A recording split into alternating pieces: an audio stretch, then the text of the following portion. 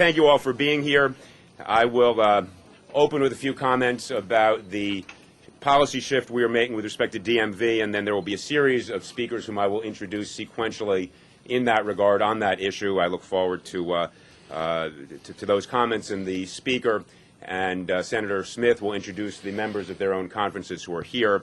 We, of course, are thrilled that we have such a broad coalition of support for the announcement we're making today. I think it reflects the depth and breadth of political support for the very wise policy choice we have made today. Today, what we are announcing with respect to DMV is that we are changing policy with two overarching objectives. First, to ensure that we will have safer streets, safer roads, and lower insurance costs for the drivers of the state of New York.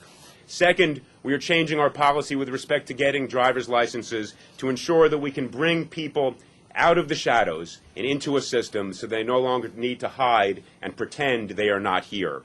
The two changes that we are effectuating, first, are to roll back some administrative policies that DMV made under the past administration that had imposed a de facto legal presence requirement by mandating that an applicant for a driver's license provide a Social Security number or a letter from the Social Security Administration of ineligibility, both of which require proof of citizenship to obtain.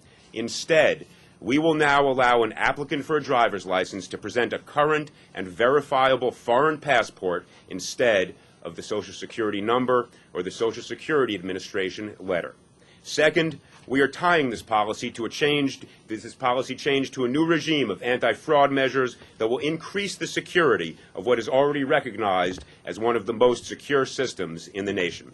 The outcomes that we will accomplish by this are clear and compelling. First, in terms of public safety, there is absolutely no doubt in my mind, nor those who stand up here today, that by permitting people to get driver's licenses, we will improve the safety of our streets. It has been found in a report by the AAA, the American Automobile Association, entitled Unlicensed to Kill, that unlicensed drivers are 5 times more likely to be in a fatal crash than are validly licensed drivers. And nobody should be under the misimpression that those who could not in the past get driver's licenses, as we are now permitting them to, did not drive. They drove, but they drove unlicensed, or they drove with false licenses. Each of those is an inadequate and suboptimal policy. Second, we will have lower auto insurance rates for all drivers.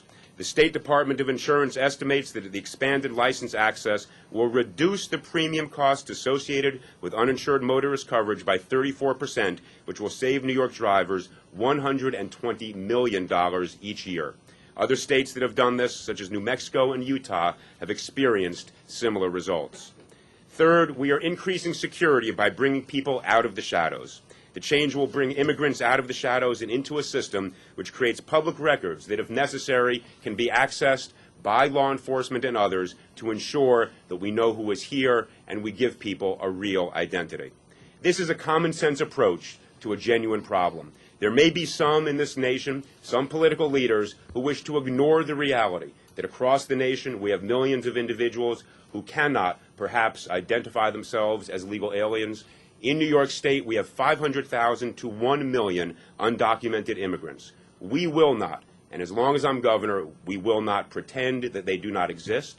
We will not cut them off from participating in our society. We will not become a part of what is a myth that is propagated at the federal level, that if we do not admit that they are here, that we can somehow not provide them services, not encourage them to become part of our society, not educate them, and not provide them health care. That's bad policy, and as long as I'm governor, we will not pursue it. That's why I'm proud to say that we will extend the opportunity to drive, the opportunity to get a job, the opportunity to get health care, the opportunity to be educated to those who are here. That is the great history of the state. That is the history of this nation. We will not permit the DMV to become a surrogate INS. That is not what the job of the DMV is. It's not what it should be.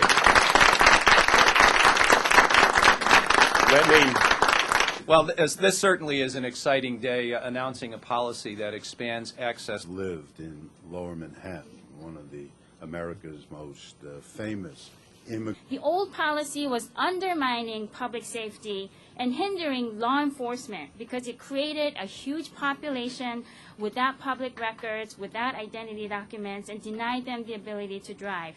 This new policy fixes that problem and settles the question once and for all. Can we be tough but fair? Every agency of the state of New York. That's wrong. We're not going to do it. The same people is to give in to that fear, to ignore our history, to deny our democratic principles, to deny freedom, and to promote discrimination is to admit that terrorism has many who have worked very hard to make this change in policy a reality. Those at the DMV, the state police, the Department of Insurance, the Department of Labor. There has been the